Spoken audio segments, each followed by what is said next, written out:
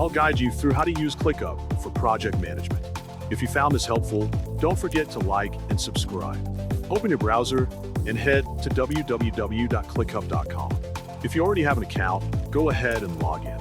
If not, you can quickly create one for free by signing up with your email. Once you're inside your dashboard, look to the left-hand sidebar and click the plus button next to the Teamspace section.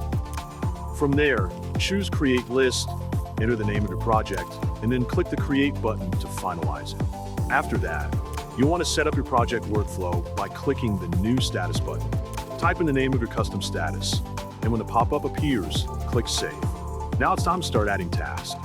Enter a task name, invite team members to collaborate, set a deadline, and choose a priority level to make sure everyone knows how urgent the task is.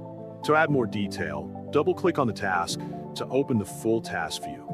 Click on Custom Field to include extra information such as website links, budgets, or any specific data you want. You can also enhance your task by adding subtasks, checklists, attachments, and more to make sure everything is clear and well organized for your team.